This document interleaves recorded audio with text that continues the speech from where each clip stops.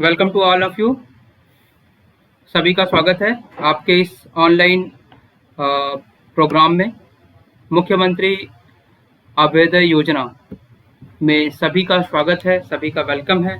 जितने भी हमारे ऑनलाइन स्टूडेंट हैं कृपया से ज्वाइन कर लें। आज मैंने देखा कुछ दिन से आलोक जी, रवि जी सोनभद्र से हैं, वो भी क्लास ज्वाइन कर रहे हैं।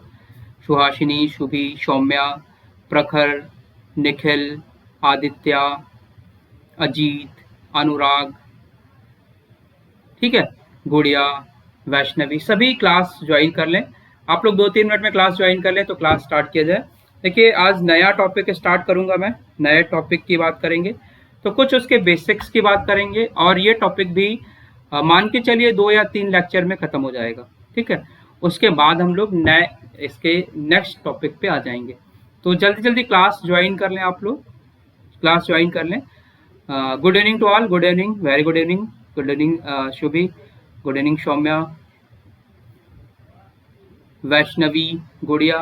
कुछ दिन से गुड़िया नहीं आ रही है। अंचल, आपका भी बहुत बहुत स्वागत है। अंचल का फोन शायद ऐड नहीं है ग्रुप में, तो उसको भी मैं ऐड कर देता हूँ। आज ऐड कर दूंगा तो थोड़ा सा दिक्कत नहीं होगी। तो स्टार्ट किया जाए।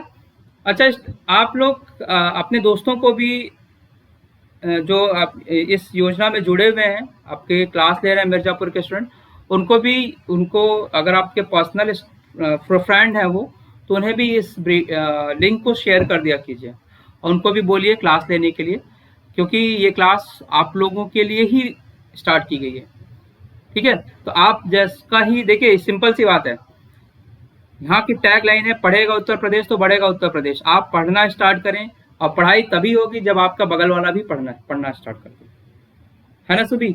जब तुम्हारा पड़ोसी भी पढ़ेगा तो तुम भी पढ़ोगी।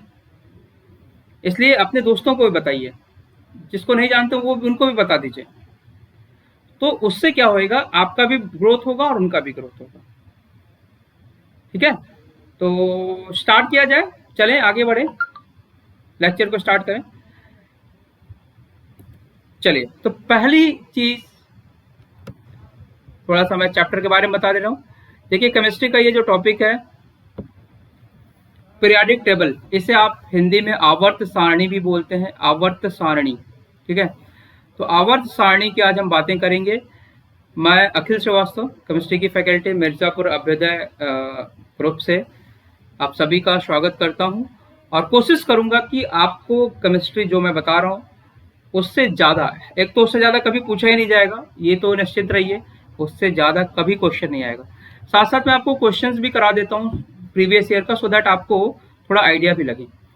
और मे बी पॉसिबल कि अगले वीक मैं जितने चैप्टर पढ़ा के ख़त्म करूँगा, atomic structure, mole concept, periodic table, और अगर कोई चैप्टर और भी होगा तो उसका मैं टेस्ट लेने की भी कोशिश करूँगा। आप लोग उसके लिए भी प्रिपेयर रहिए, टेस्ट देते रहिए, क्वेश्चन पढ़ते रहिए और चीज़ों को हम लोग धीरे धीरे जल्दी जल्दी खत्म कर लेंगे। चलिए, तो अब हम बात करते हैं कि पीरियाडिक टेबल में बेसिक हमें पढ़ना क्या क्या है।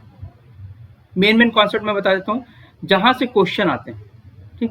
किस चीज़ पे ज़्यादा फोकस करना है, ठीक है निखिल, बता दूँ किस चीज़ पे ज़्यादा फोकस करना है, सुबी किस चीज़ पे कम फोकस करना है, क्या आपको एग्जाम के पॉइंट पे देखना है, ये सारी चीज़ें मैं बता देता हूँ। प्रखर, सिंपल सी बात है, देखिए मॉडर्न पीरियाडिक लॉ ये पूछा तो नहीं जाता बट आपको पता होना चाहिए, बस सिंपल सी बात है। मॉडर्न पीरियाडिक लॉ पूछा नहीं जाता है बट आपको पता होना चाहिए। इसके बाद मैं आपको पीरियाडिक टेबल लर्न करने का एक ट्रिक भी बताने की कोशिश करूंगा। हालांकि जिन्होंने मेरा फर्स्ट लेक्चर देखा होगा वेरी स्टार्टिंग के, तो वहां पे मैंने ये डिस्कस किया है। तो आपको मॉडर्न पीरियाडिक लॉ जानना चाहिए, ये पूछा नहीं जाएगा, नीट में नहीं आएगा, नीट में नहीं आएगा।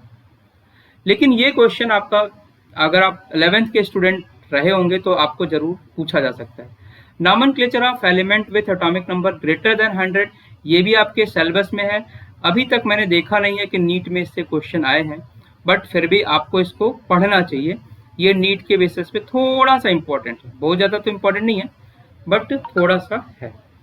इलेक्ट्रॉनिक कॉन्फ़िगरेशन, आपने स्ट्रक्चर ऑफ एटम में इलेक्ट्रॉनिक कॉन्फ़िगरेशन पढ़ रखा है, एसपीडीएफ का, वही इलेक्ट्रॉनिक कॉन्फ़िगरेशन आप यहाँ पे भी अलग अलग एस का क्या होता है, पी का क्या होता है, डी एफ का क्या होता है, उसके बारे में भी हम बात करेंगे। तो ये बहुत इंपॉर्टेंट है, वेरी वेरी इंपॉर्टेंट, नीट में आएगा, मतलब आता ही है। ठीक है आदित्य, नीट में आता है। तो जिस टॉपिक को मैं बता रहा हूँ आता है, मतलब समझ लो वो जरूर पढ़ के जाना। जहाँ बोल रहा हूँ नहीं आता है, कम पढ़ता है, सिलेबस में है, तो मैं बता दे रहा हूँ, तो उसको बहुत ज़्यादा उसकी ज़रूरत नहीं है चीज़ों को। मेटल, नॉन मेटल और मेटेलाइट, ये आपको जानना चाहिए क्या होता है, बट आपसे पूछा नहीं जाएगा, डायरेक्ट क्वेश्चन नहीं आएगा मेटल, नॉन मेटल, मेटेलाइट पे। इसके प्रॉपर्टी पे आता है तो देख लीजिए। इसके बाद अगर हम बात करें ऑक्सीडेशन स्टेट, ऑक्सीडेशन स्टेट पे क्वेश्चन आपके आते हैं, ऑक्सीडेशन स्टेट पे क्वेश्चन आते हैं। ठीक है, anomalous property of second period element, second period के जो एनामेलस प्रॉपर्टी है, इसमें एक होता है डायगोनल रिलेशनशिप,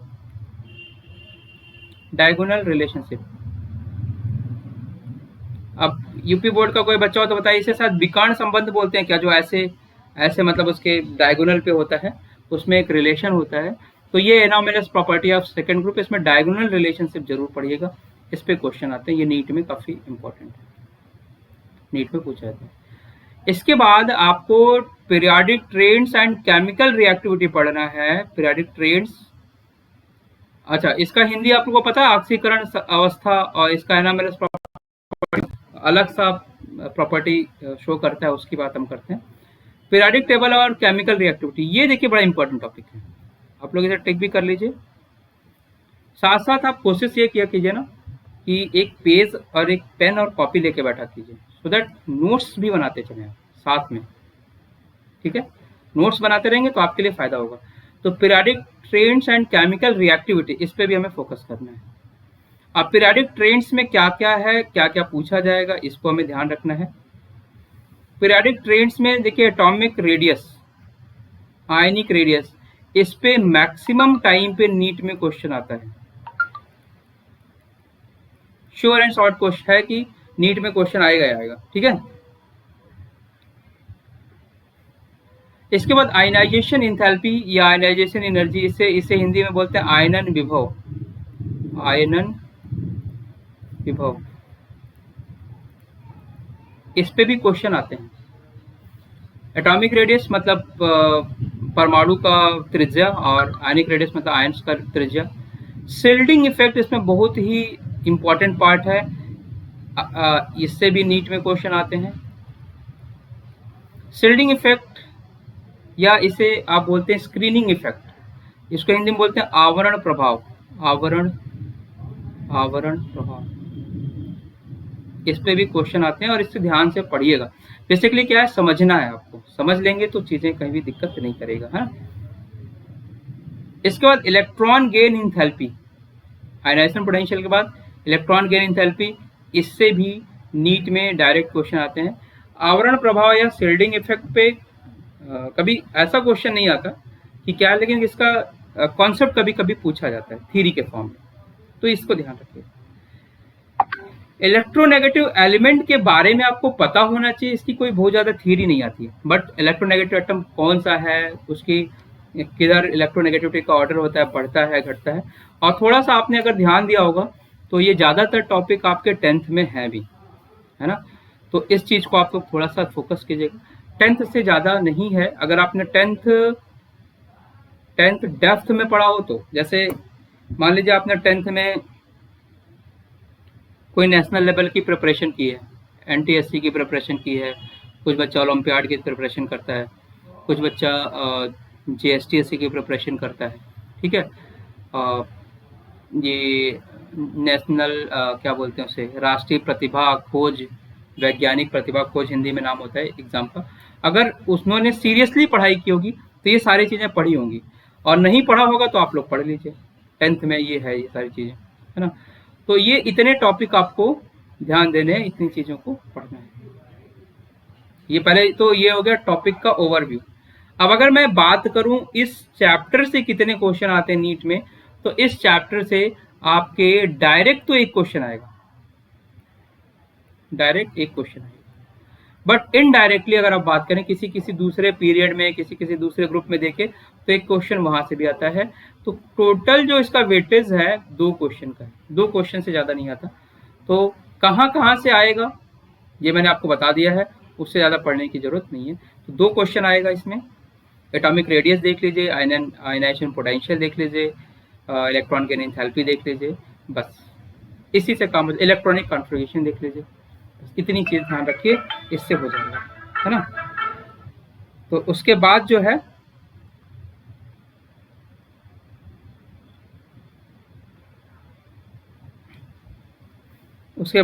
है आपको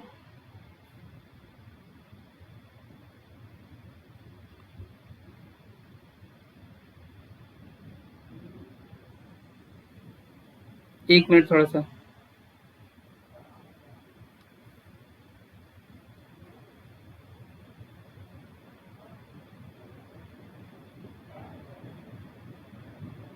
ठीक है।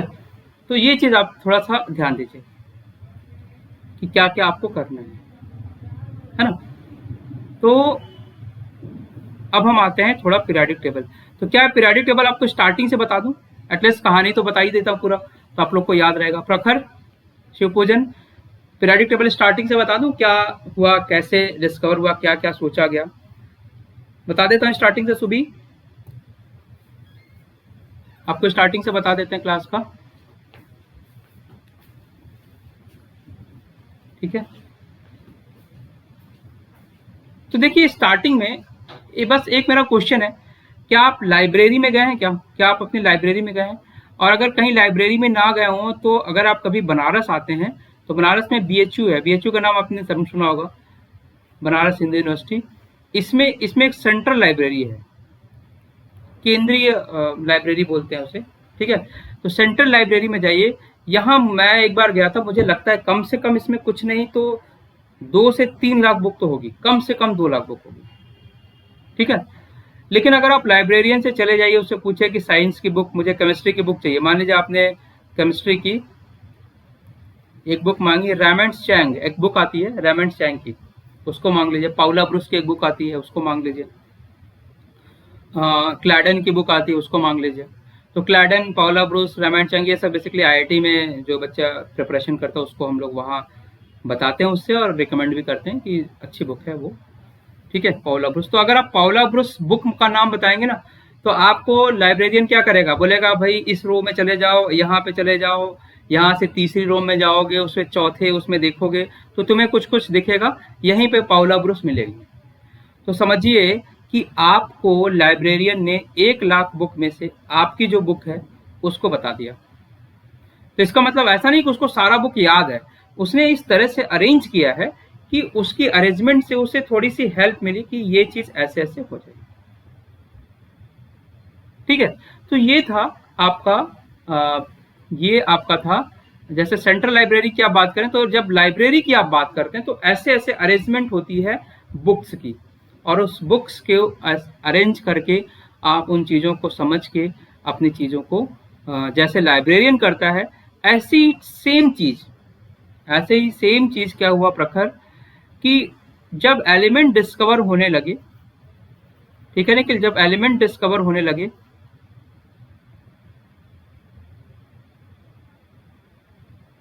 आलोक, रवि, तो अब इतने ज्यादा एलिमेंट डिस्कवर होने लगे। स्टार्टिंग में तो एलिमेंट कम थे, मान लो 10 एलिमेंट थे, 12 एलिमेंट थे, 20 एलिमेंट थे, तो उसमें एलिमेंट को ज्यादा हमें इसकी प्रॉपर्टी पढ़ने की कोई जरूरत नहीं पड़ी। लेकिन जैसे जैसे जैसे जैसे एलिमेंट डिस्कवर होने लगे, जैसे जैसे एलिमेंट की हमें जरूरत पड़ने लगी, तो उस समय हमें क्लासिफिकेशन करना पड़ा। हमारी एक सोच बनी कि ऐसा कुछ हो सकता है क्या, कि अगर मैं एक एलिमेंट के बारे में जान लूँ, मान लो मैंने लिथियम के बारे में जान लूँ, तो उससे रिलेटेड जितने भी एलिमेंट हैं उन सभी की प्रॉपर्टी को मैं जानूँ। तो अगर मैं क्लासिफाई कर दूं कि मैं 4-5 एलिमेंट को पढ़ लूं और लगभग लगभग मैं 80-90 एलिमेंट के बारे में, 50 एलिमेंट के बारे में जान जाऊं, तो ये नीड हुई हमारी। अगर आपसे मैं बोल दूं कि अभी जो है आपका 118 एलिमेंट लोग बोलते हैं अभी, है ना, तो 118 एलिमेंट की प्रॉपर्टी याद करने को दे दिया जाए तो नहीं याद होगा, बड़ा मुश्किल होगा। बट अगर मैं क्लासीफाई करके आपको बोल दूं कि ऐसा आप काम करिए कि 10 एलिमेंट को पढ़ लीजिए और इसी से रिलेट करके कम से कम आप इससे 7 एलिमेंट इससे, 8 एलिमेंट इससे, 10 एलिमेंट इससे ये पढ़ लेंगे या 20 एलिमेंट इससे पढ़ लेंगे। इसी की जैसी प्रॉपर्टी होगी, लगभग लगभग इसकी केमिकल प्रॉपर्टी सेम होगी, फिजिकल प्रॉपर्टी में थोड़ा थोड़ा डिफरेंट होगा। तो ये आपके लिए ईजी हो जाएगा। मेरी बात समझ में आ रही है सुभी? इसलिए आपको क्लासिफिकेशन की जरूरत पड़ी, इसलिए आपको आवर्त सारणी की जरूरत पड़ी। तो पहला question, why it needed to classify the element. तो क्लासिफाई इसलिए जरूरी हुआ कि इस हमारी जो स्टडी है वो थोड़ी इजी हो जाए। To simplify our study it needed to classify the जो भी आपके पार्ट है उनको, एलिमेंट है उनको क्लासिफिकेशन की जरूरत पड़ी। इसलिए आप पढ़ते हैं पीरियाडिक टेबल या चैप्टर का नाम है क्लासिफिकेशन ऑफ एलिमेंट, ठीक है, या इसे आवर्त सारणी बोलते हैं। क्लियर हो गई यहाँ तक बातें कि क्या है, पहले जरूरत क्या हुई, ठीक है। अब जैसे एक बात बताता हूँ, जैसे मान लीजिए आपकी क्लास में 50 बच्चे हैं, ठीक है, तो मैंने क्या किया, क्लासिफाई कर दिया।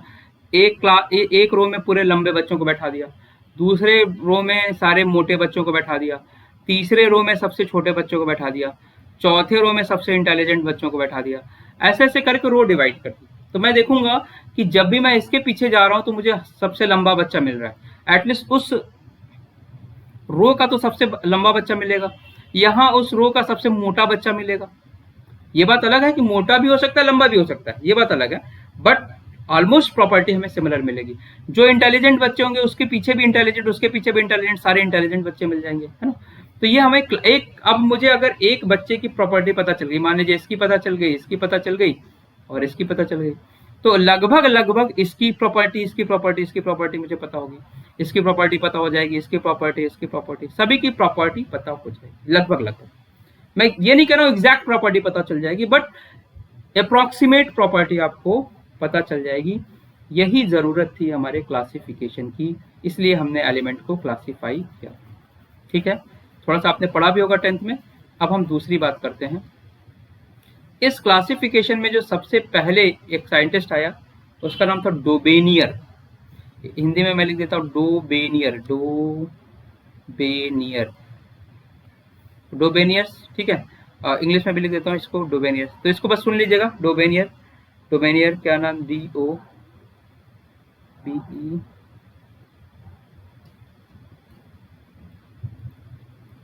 डोबेनियस।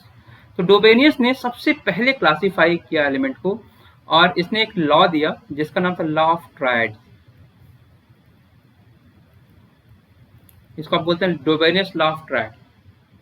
तो इसने क्या किया, देखिए इसको बस बेसिक बता देता हूँ, पूछा तो नहीं जाएगा आपसे डोबेनियस लॉ ऑफ ट्रायड 10th में, तो बस आप चीजों को बस समझ लीजिए। तो उसने बोला कि अगर मैं 3 एलिमेंट को इंक्रीजिंग एटॉमिक मास में रखूं ABC, if I arrange the element in increasing atomic mass of 3 element, increasing atomic मास के 3 उसमें रखूं मैं, ठीक है। तो उस जो बोलता है कि जो बीच वाला एलिमेंट है उसका जो मास होगा, एटॉमिक मास होगा, वो पहले और तीसरे के इनका औसत होगा, एवरेज होगा। तो अगर मैं बोलूं कि B का जो मास होगा, एवरेज मास ऑफ B, वो क्या होगा, A + C/2। ये उसने एक लॉ दिया, ठीक है।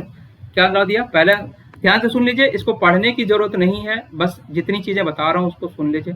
लॉ ऑफ ट्रायड क्या था, ट्रायड मतलब होता है 3 एलिमेंट को उसने रख लिया। तो बोलता है जो मिड वाला एलिमेंट है उसका जो एटॉमिक मास है वो क्या होगा, फर्स्ट और थर्ड वाले के एवरेज के बराबर होगा। तो फर्स्ट और थर्ड को का एवरेज कर लीजिए, जो वैल्यू लेंगे उसके बराबर हो जाएगा। ये था लॉ ऑफ ट्रायड, ये पहला लॉ था आपका एलिमेंट का। तो इसमें एक एग्जांपल भी मैं बता देता हूँ, हालांकि जरूरत नहीं है। लिथियम, सोडियम और पोटेशियम, इसका 7 होता है और इसका होता है 39, ठीक है। तो 7 और 39। तो कहता है कि अगर सोडियम का निकालना होगा तो सोडियम का कैसे निकालेंगे, सोडियम का निकालेंगे 7 + 39/2। ये देख लीजिए कितना हुआ, 7 और इसको 9 जोड़िए तो क्या हुआ, 46 ना, 46, 46 से 2 कर दीजिए तो ये क्या हो जाएगा 23। तो सोडियम का क्या आ जाएगा 23, यही उसने बोला था। तो आपको बस ये ध्यान रखना है कि लॉ ऑफ ट्रायड्स ये है कि अगर मैं इंक्रीजिंग एटॉमिक मास में रख दूं तो जो मिडिल वन का जो एवरेज एटॉमिक मास है that is equal to the average of it is the average of first and third. ये था आपका लॉ ऑफ ट्रायड। बाद में ये लॉ फेल हो गया। क्यों फेल हो गया कि law of triad basically 3 he triads बना पाया था। मतलब एक आपका लिथियम वाला बना पाया था, एक कैल्शियम का था उससे बनाया था, एक फ्लोरीन ब्रोमीन से बना दिया था, 3। तो मतलब 9 एलिमेंट के बारे में उसने बताया। लेकिन जैसे जैसे एलिमेंट आते गए, जैसे जैसे एलिमेंट आते गए वैसे वैसे डिमांड बढ़ती गई और लॉ ऑफ ट्रायड उस सारे एलिमेंट पे काम नहीं कर पाया, इसलिए लॉ ऑफ ट्रायड फेल हो गया। तो डोबेनियस लॉ ऑफ ट्रायड में आपको इतना ही जानना है, इससे ज़्यादा जानना भी नहीं चाहिए और इससे ज़्यादा आएगा भी नहीं। हालांकि नीट में तो ये आएगा ही नहीं, बोर्ड में तो कुछ पूछा भी जा सकता है। ठीक है, चलिए अब इसके बाद जो था एक आया लॉ, इसको बोलते हैं लॉ ऑफ ऑक्टेव। ठीक है, देखिए आप लोगों ने 10th में पढ़ा होगा ना, कहा अरे सर ये तो हम पढ़े हैं, अभी तो हमें आता है, लेकिन पढ़े हैं तो सुन लीजिए बस। लॉ ऑफ ऑक्टेव, ठीक है Vaishnavi, Saumya, law of octave क्या था? लॉ ऑफ ऑक्टेव ये था, ये जो लॉ ऑफ ऑक्टेव दिया था ना इसका नाम था न्यूलैंड। तो ये कोई बहुत साइंटिस्ट तो था लेकिन इसे म्यूजिक से बहुत प्यार था, बहुत ही म्यूजिक बजाता था, मतलब प्ले करता था म्यूजिक। तो लॉ ऑफ ऑक्टेव दिया था न्यूलैंड्स ने। तो न्यूलैंड्स ने जब लॉ ऑफ ऑक्टेव दिया तो वो चूंकि म्यूजिक बजाता था, तो म्यूजिक में आपको पता है ना, जैसे कि आपका ये आता है सारे गामा पद, सुना है आपने, सा रे, फिर क्या आता है गा मा पा धा नी शा, बोलते ना। फिर आगे आगे आप फिर इसको अगर पीछे से बजाए तो सा नी धा पा मा गा रे सा। फिर अगर मैं फिर सारे गामा पा धा नी शा करूं, फिर सा कर दूं, फिर रे कर दूं, फिर गा कर दूं, फिर मा कर दूं, तो फिर से ऐसे चलेगा। तो मतलब एक पीरियड के बाद वो क्या होगा, वो अपनी ही प्रॉपर्टी को रिपीट कर रहा है। यही है लॉ ऑफ ऑक्टेव।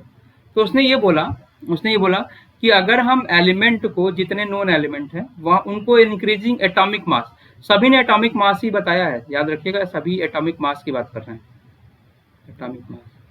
अगर इंक्रीजिंग एटॉमिक मास में हम अरेंज कर दें तो first and 8th element, law of Octave का मतलब पहला और 8वां एलिमेंट क्या होगा, सिमिलर होगा। तो इसका मतलब दूसरा किसके सिमिलर होगा, 9वें से, तीसरा किससे सिमिलर होगा, 10वें से। तो ऐसे करके उसने लॉ ऑफ ऑक्टेव बना दिया।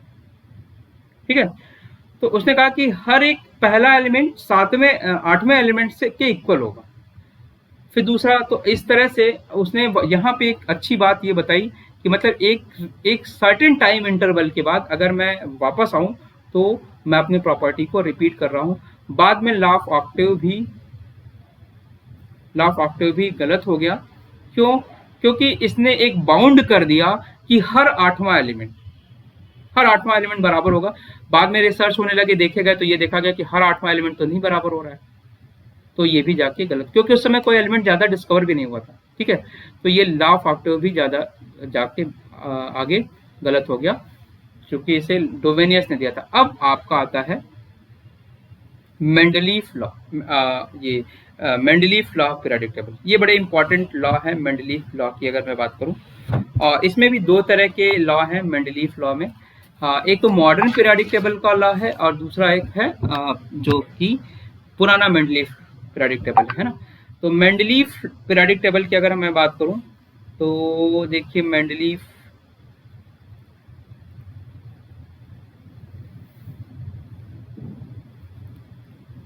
पीरियोडिक लॉ यही आजकल वैलिड है और यही चलता भी है, मेंडलीफ पीरियोडिक टेबल। तो मेंडलीफ पीरियोडिक टेबल ने, मेंडलीफ ने क्या किया, काम किया और उसने बहुत बड़ा काम किया, उस समय के हिसाब से तो बहुत बड़ा काम। उसने क्या किया, जितने भी नोन एलिमेंट थे, समझ आ रही बात, जितने भी नोन एलिमेंट थे उन सभी नोन एलिमेंट की ऑक्सीजन से रिएक्शन करा दी और उन सभी नोन एलिमेंट की क्लोरीन से भी रिएक्शन करा दी। अच्छा, ऑक्सीजन से और क्लोरीन से रिएक्शन कराओगे तो क्या बनेगा, ऑक्सीजन से और क्लोरीन से रिएक्शन कराओगे तो उसका ऑक्साइड बन जाएगा और क्लोरीन से रिएक्शन कराओगे तो उसका क्लोराइड बन जाएगा मेंडलीफ पीरियोडिक टेबल से। तो मेंडलीफ पीरियोडिक लॉ में ऑक्सीजन से रिएक्शन करके ऑक्साइड बना दोगे और क्लोरीन से रिएक्शन करके क्लोराइड बन जाएगा, ये है। तो अब उसने क्या किया, जो सेम नेचर वाले ऑक्साइड थे उनको एक जगह रख लिया, सेम नेचर वाले क्लोराइड को एक जगह रख दिया, सेम नेचर वाले ऑक्साइड को एक जगह रख दिया और सेम नेचर वाले क्लोराइड को रख दिया। और उसने सेम नेचर का मतलब जो ऑक्साइड का नेचर एक जैसा होगा उसकी एक जगह, क्लोराइड का नेचर एक जैसा होगा एक जगह, फ्लोराइड का नेचर एक जैसा होगा एक जगह, ऐसा कर दिया उसने। अच्छा, ऐसा करने के बाद उसने एक देखा कि सर्टेन टाइम पीरियड के बाद एलिमेंट अपनी प्रॉपर्टी को रिपीट कर रहा है।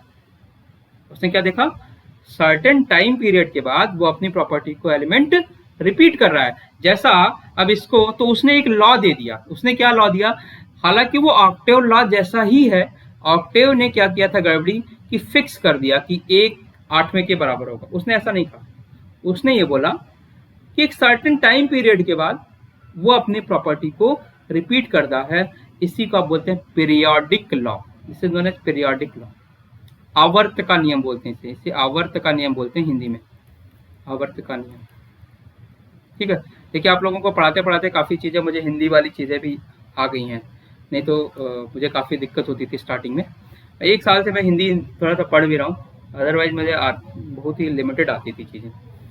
तो आवर्त का नियम, अब इसको आप ऐसे भी समझ सकते हैं, ध्यान से समझिए। जैसे मान लीजिए आप अगर स्कूल जाते हैं, अभी तो स्कूल नहीं जा रहे होंगे, स्कूल जाते हैं, पहली पीरियड अगर आपकी मैथ्स की है, दूसरी पीरियड आपकी केमिस्ट्री की है, तीसरी पीरियड मान लीजिए आपकी हिंदी की है, फिर चौथी पीरियड आपकी फिजिक्स की है, फिर लंच हो गया, फिर 5वीं पीरियड किसी सब्जेक्ट की, मान लीजिए आप जो भी आपका टॉपिक हो, सब्जेक्ट हो।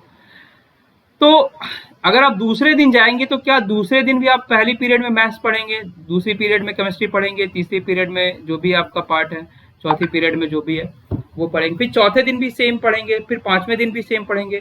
तो क्या एक सर्टेन इंटरवल के बाद, जैसे मान लीजिए आपकी क्लास 8 बजे स्टार्ट होती है, तो क्या हर एक दिन संडे को छोड़ के, है ना, ऐसा भी है क्या कोई जिसका संडे को भी स्कूल खुला होता है?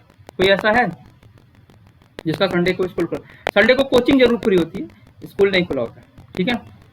संडे को कोचिंग खुली होती है, स्कूल नहीं खुला होता है। तो आप बताइए, 8 बजे क्लास हो रही है मैथ्स की, तो दूसरे दिन भी 8 बजे मैथ्स की होगी, तीसरे दिन भी, मंडे, ट्यूसडे, वेडनेसडे। तो क्या आप एक सर्टेन टाइम इंटरवल के बाद, मतलब हर दिन 8 बजे सुबह आप मैथ्स पढ़ रहे हैं क्या? बताइए यस या नो। क्या अगर मैं 9 बजे केमिस्ट्री की बात कर रहा हूं, तो क्या हर एक दिन सर्टेन टाइम इंटरवल के बाद आप केमिस्ट्री पढ़ रहे हैं क्या? तो क्या आप अपनी पीरियड्स को, क्या अपनी प्रॉपर्टी को रिपीट कर रहे हैं क्या बार बार? क्या अपनी प्रॉपर्टी को रिपीट कर रहे हैं क्या बार बार? सुबह बताओ बेटा, Saumya,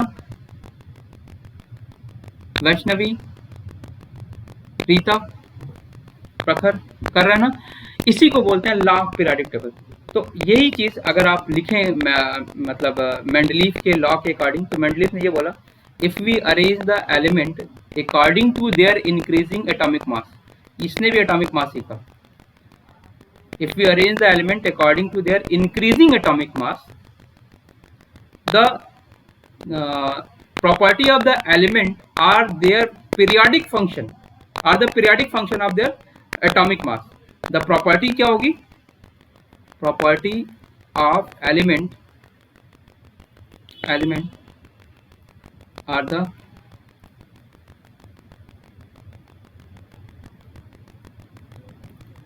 periodic function of atomic mass. यही आपका मेंडलीफ पीरियोडिक लॉ था पुराना वाला, ये आपको ध्यान रखना पड़ेगा। तो जितनी लाइन लिखा दिया बच्चे, इससे ज़्यादा तो आपसे पूछा ही नहीं जाएगा, तो ये थोड़ा ध्यान रखिएगा कि मेंडलीफ पीरियोडिक लॉ अगर आपसे कोई पूछे तो क्या बताएंगे? If we arrange the element, अगर हम एलिमेंट को इस तरह से अरेंज करें कि इन बढ़ते हुए परमाणु भार के क्रम में अरेंज करें, तो उनकी जो प्रॉपर्टी होती है वो पीरियोडिक फंक्शन होती है किसके? एटॉमिक मास के। यही आपका मेंडलीफ पीरियोडिक लॉ। क्लियर हो गई बातें यहाँ तक सभी को? क्लियर हो गई? अच्छा, अब मेंडलीफ पीरियोडिक लॉ के समय आपके पास मेंडलीफ जो था उसके पास, आप देखिए अभी पीरियोडिक क्लासिफिकेशन आ गया। चलिए ये आपको समझ आ गई होगी बातें। लिखना चाहते हो तो आप लिख लीजिए ये एक दो पॉइंट। इसके बाद वाली लाइन सबसे इंपॉर्टेंट है ना, तो इसके बाद वाला टॉपिक बहुत इंपॉर्टेंट है। इसे मिटा दूं क्या?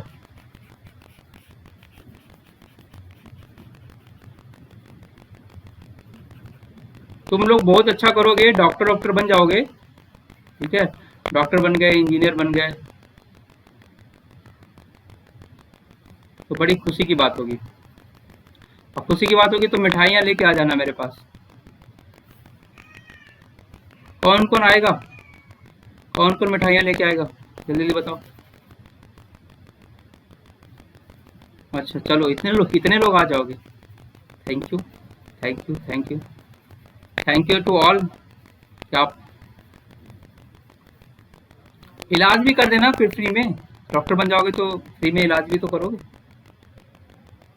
मेरे कुछ स्टूडेंट डॉक्टर हैं, हालांकि मैं बच्चों से पूछता नहीं, मैं उन्हें अभी तक स्टूडेंट ही मानता हूँ, बट बन गए हैं सब डॉक्टर।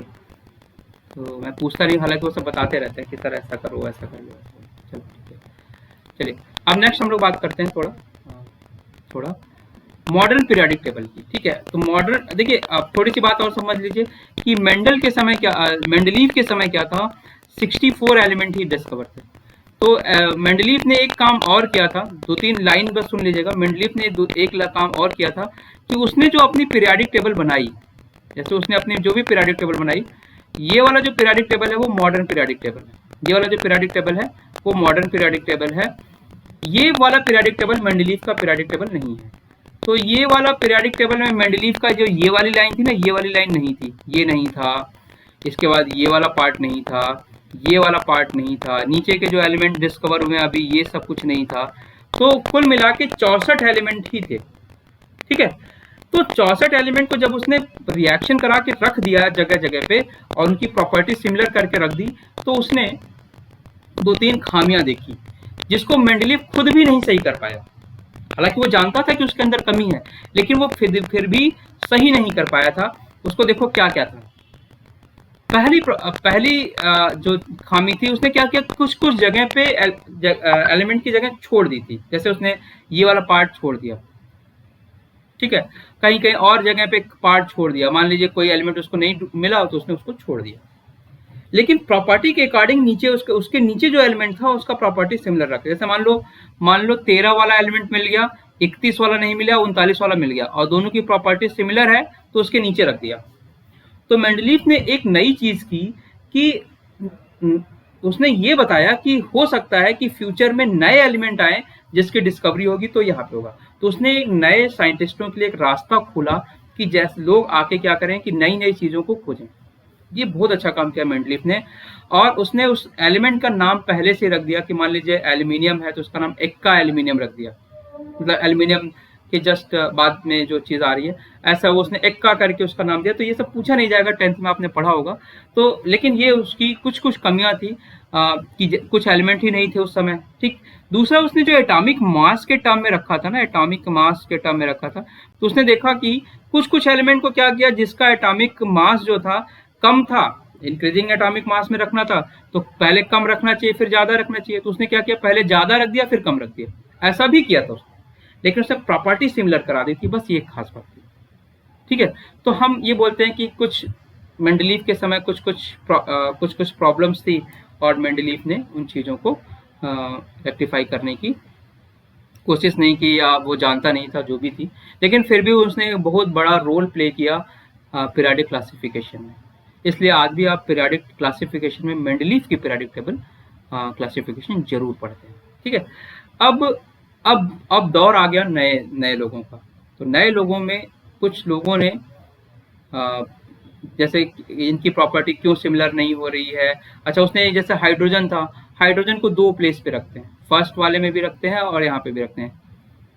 देखिए, यहाँ पे भी हाइड्रोजन को रखते हैं और यहाँ पे भी रखते हैं हाइड्रोजन को, क्योंकि हाइड्रोजन की प्रॉपर्टी दोनों से सिमिलर होती है।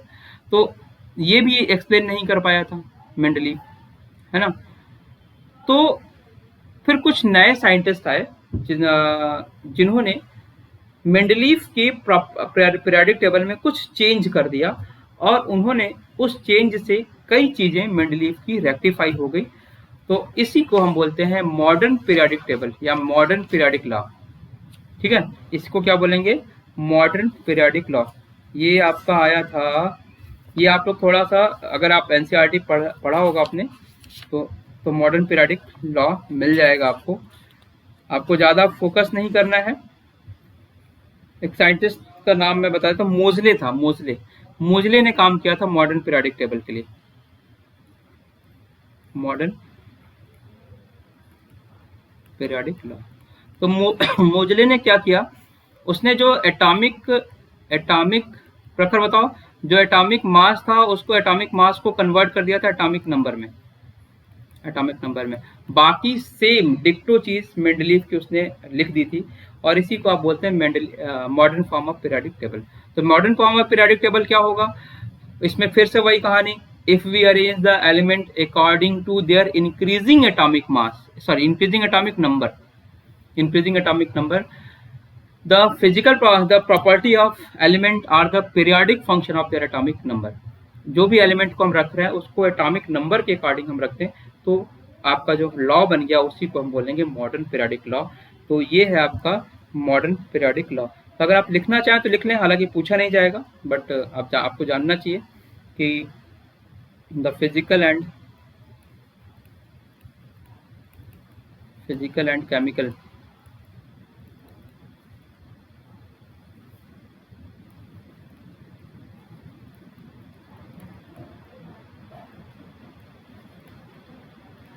एलिमेंट।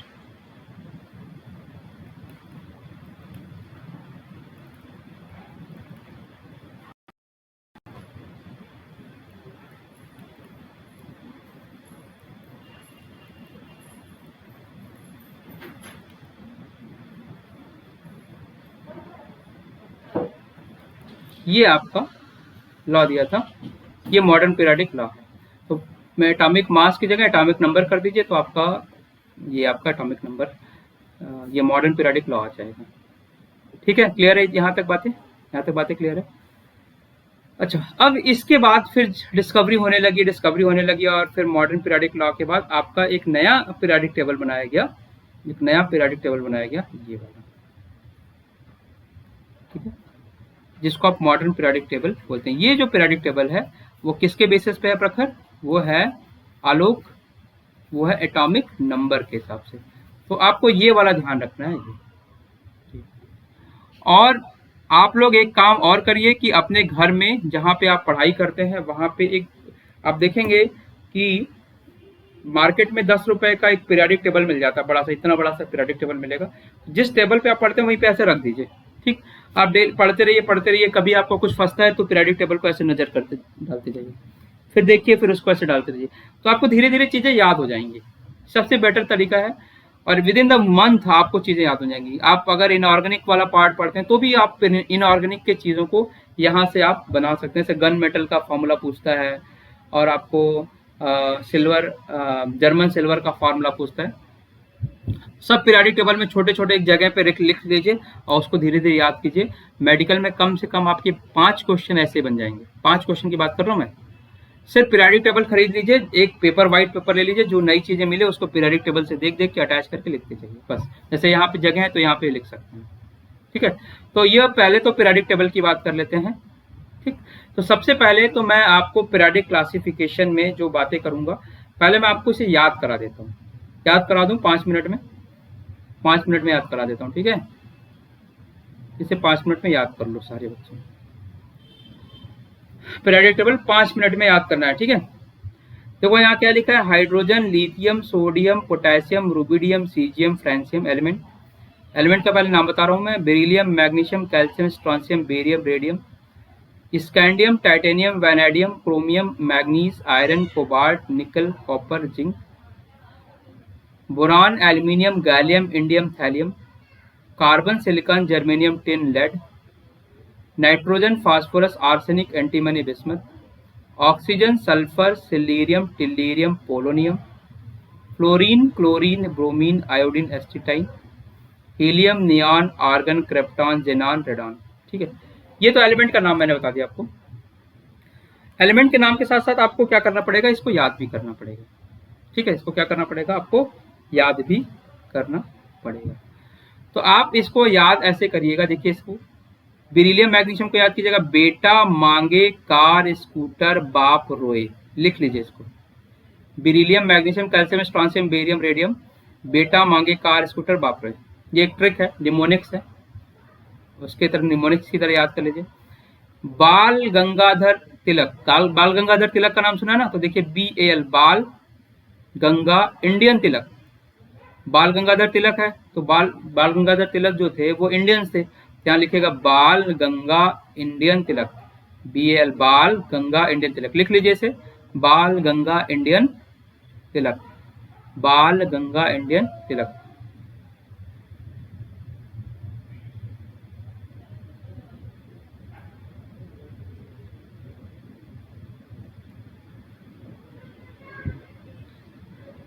ठीक, नेक्स्ट देखिए यहाँ C से कार्बन सिलिकॉन जर्मेनियम टिनलेट, इसको लिखेगा कान, कान देखिए ये वाला कान है ना हमारा कान, कान। अब इसमें गर्ल्स बाली पहनती है ना, सोने का चांदी का बालियां पहनती हैं, तो ये कान मान लीजिए सिलिकॉन की आपने बाली पकड़ी पहनी है, कान सिलिकॉन, G फॉर गदा से पीटो, कान सिलिकॉन गदा से पीटो, याद रखिए से, कान सिलिकॉन गदा से पीटो।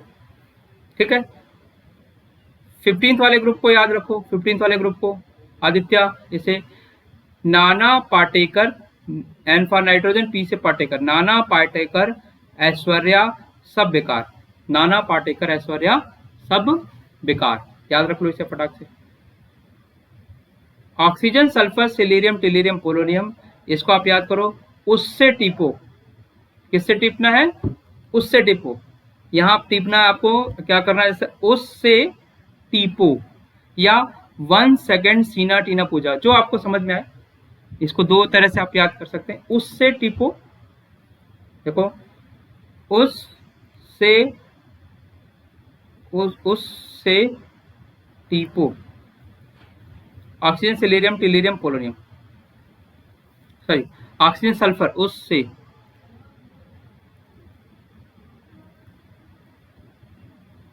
टीपो, ठीक है, या 1 सेकेंड सीना टीना पूजा, ऐसे याद रख लीजिए। ये इस फ्लोरीन क्लोरीन ब्रोमीन आयोडीन को ऐसे याद रखो, फिर कल बाहर आई आंटी, फिर कल बाहर आई आंटी। अभी कोविड का केस चल रहा है ना, कोविड, हर जगह लोग घर से बाहर नहीं निकल रहे हैं, तो फिर से कल कोई आपके घर के पड़ोस का निकल आया, तो आपने उसे देखा, फिर 4 दिन के बाद देखा, तो आप क्या बोल रहे हैं, फिर कल बाहर आई आंटी। अंकल भी कर सकते हो आप, फिर कल बाहर आए अंकल, ठीक, फिर कल बाहर आई आंटी। इसको याद करो, हीना हीलियम नियान आर्गन क्रिप्टॉन जेनान रेडान, हीना नीना और करीना का एक्सरे, हीना नीना और करीना का एक्सरे, इसको याद कर सकते हैं आप। हाली ना करब सफर, लिख लो इसे, हाली ना करब सफर, ठीक है, या आप इसका कुछ नाम रख दीजिए यहाँ पे, ठीक है, हरे राम नीना,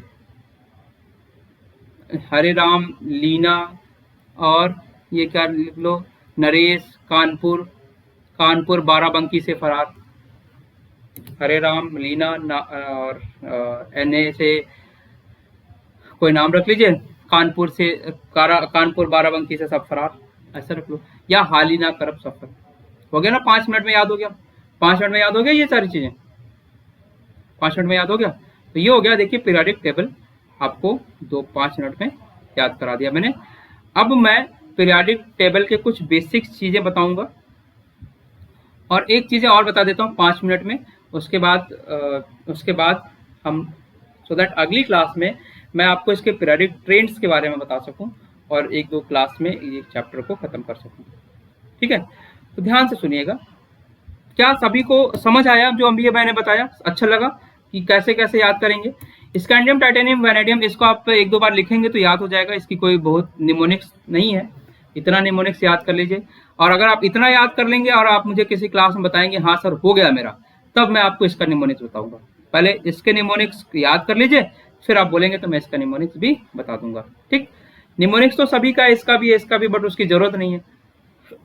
अब मैं आपको पीरियोडिक टेबल से बात करूंगा, और कोशिश ये करिएगा कि अगली क्लास तक आपके पास पीरियाडिक टेबल आ जाए, और नहीं भी आता है तो कोई बात नहीं, आप मोबाइल में पीरियाडिक टेबल डाउनलोड कर लीजिए, और जब मैं बताऊं तो उससे टैली करते रहिए और साइड में लिखते रहिए, तो आपकी चीजें हो जाएंगी। ठीक है, इतना आपको करना है नेक्स्ट क्लास में। तो और तो मैं अभी आपको एक चीजें बता के फिर क्लास को बाइंड अप करूंगा, एक चीजें बता देता हूँ आपको, फिर क्लास को बाइंड अप करता हूँ मैं।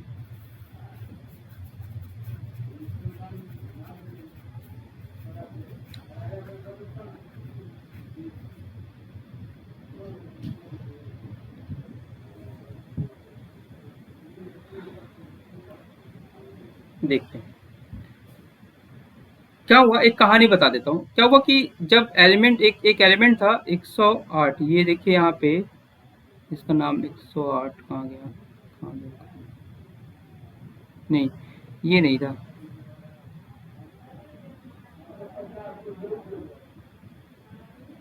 चलिए, बस कहानी ये है कि रसिया और अमेरिका ये बहुत ताकतवर कंट्री थी।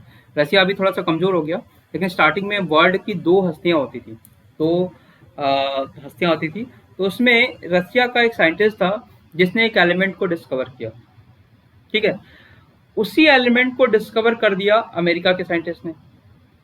अब होता क्या है कि अगर कोई एलिमेंट डिस्कवर हो जाता है तो उस एलिमेंट को अगर आप पेटेंट करा लीजिए और फ्यूचर में मान लीजिए उससे कोई मेडिसिन बन गई, तो उस कंट्री को बहुत फायदा होता है। जैसे मान लीजिए अभी कोविड चल रहा है, तो कोविड की मेडिसिन बनाने में जो कोई ऐसा एलिमेंट डिस्कवर हो गया जिसका, जहां का साइंटिस्ट ने इसे डिस्कवर किया था और उसका यूज हो रहा है उस मेडिसिन में बहुत ज्यादा, तो होगा क्या कि उस जितनी भी मेडिसिन में वो एलिमेंट पड़ेगा जिसने खोजा था, उस कंट्री को उसकी रॉयल्टी मिलेगी, कुछ पैसा उसकी रॉयल्टी मिलेगी, तो बहुत पैसा मिल जाता है। तो इस चक्कर में रसिया और जो अमेरिका थे, दोनों क्या हुए, आपस में आमने सामने आ गए, एकदम तनातनी हो गई, दोनों में एटॉमिक वार होने की टेंडेंसी आ गई। बाद में लोगों ने समझाया और ये एटॉमिक वार रुक गया। लेकिन उसके बाद केमिस्ट्री की एक यूनियन होती है जिसको बोलते हैं IUPAC, international union of pure and applied chemistry. IUPAC का नाम क्या था, international union of pure and applied chemistry. लिख लीजिएगा इसका नाम अगर आपको लिखना होगा, international union of pure and applied chemistry. तो इन्होंने क्या किया, इन्होंने कहा कि भाई देखो ठीक है, यहाँ तक आप लड़ाई कर रहे हैं, नहीं कर रहे हैं, आज के बाद से कोई भी एलिमेंट अगर खोजा जाएगा तो उसका नाम किसी कंट्री के नाम पे या किसी साइंटिस्ट के नाम पे नहीं रखा जाएगा। उसका जो नाम है, उसका जो नाम है, उसका नाम रखने के लिए 100 के बाद उसने एक अलग सा नियम दिया था जिसको उन्होंने बाद में मान्यता दे दी। और अब जो भी एलिमेंट डिस्कवर होते हैं उसको हम उसी तरह से उसका नाम लिखते हैं। तो ये मैं नॉमेनक्लेचर आपको अगली क्लास में सिखाऊंगा। ठीक है, ये नॉमेनक्लेचर अगली क्लास में सिखाऊंगा, बट आपको थोड़ा सा हिंट दे देता हूँ। जैसे ये है, तो जैसे वन है, वन को बोलते हैं अन, ठीक है, ऐसा नाम है उसका। इसको भी तो अन अन अन हो गया ना, इसका नाम क्या हो गया, अन अन अन। और लास्ट में आपको ईएम लगाना है, क्या लगाना है, ईएम, IUM, ईएम।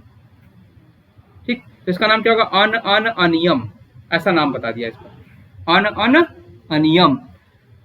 112, तो इसका नाम क्या होगा, ये 2 को बाई बोलते हैं, तो अन अन बाइनियम, अन अन ट्राइनियम, अन अन पेंटानियम। तो ऐसा नाम हो जाएगा। ये मैं आपको अगली क्लास में बताऊंगा, और अगली क्लास तक आप कोशिश कीजिएगा कि पीरियाडिक टेबल अपने पास रखें। तो आपको ये चैप्टर मैं आपको याद करा दूंगा ऐसे ही, फिर उसके बाद इस चैप्टर को खोलने की भी जरूरत नहीं पड़ेगी। लेकिन इतनी चीज आप ध्यान रखिए कि पीरियाडिक क्लासिफिकेशन में हम मॉडर्न पीरियाडिक टेबल की हम बात करेंगे, थोड़ा सा मैंने नॉमेनक्लेचर की बात की, और फिर मैं आपको पीरियाडिक ट्रेंड्स की बात करूंगा। वो सारी चीज यहीं से सिखा दूंगा, इसी से सिखा दूंगा, तो घबराइए नहीं। और फिर मैं इसके क्वेश्चंस भी करा दूंगा। आज की पूरी क्लासेस समझ आई आप लोगों को, आज की क्लास समझ आई अच्छे से, है ना। और समझने के बाद आप इसे अप्लाई भी करने की कोशिश कीजिए। और क्योंकि नेक्स्ट मैं टेस्ट लेने का भी सोच रहा हूँ, तो जब मैं पेपर बनाऊंगा तो कोशिश करूंगा कि नीट के प्रीवियस ईयर के क्वेश्चन और जो संभावित क्वेश्चन आ सकते हैं उसके भी मैं आपको से बातें करूं और उसको भी आपके साथ रखूं, शेयर करूं।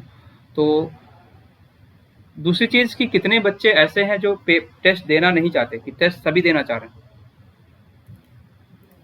टेस्ट सभी देना चाह रहे हैं? अगर टेस्ट देना चाह रहे हैं तो एक चीज़ और लिख लीजिएगा, ये अगली क्लास में, क्योंकि मैं पढ़ाते समय शायद ये भूल जाऊँ, इस वाले टेबल को हम बोलते हैं लॉन्ग फॉर्म ऑफ, ठीक है रवि, अनुराग, अजीत, आशा, शुभी, सौम्या, वैष्णवी। चलिए, तो हम लोग मिलते हैं अगली क्लास में। पीरियोडिक क्लासिफिकेशन अब बेसिक मैंने ख़त्म कर दिया है और जहाँ से आपको पढ़ना है वहाँ का स्टार्टिंग कर दी है। तो अब आप तैयार रहिए, अगली क्लास में मैं अगली से अगली क्लास में पूरा चैप्टर फिनिश, फिर हम केमिकल बॉन्डिंग या सॉलिड स्टेट उसमें से कुछ भी उठा लेंगे। ज़्यादातर बच्चों की डिमांड है कि जो इम्पोर्टेंट है सर सबसे पहले वो कराइए, तो केमिकल बॉन्डिंग ही करा दूँगा आपको, ठीक है। चलिए नेक्स्ट मिलते हैं अगली क्लास में।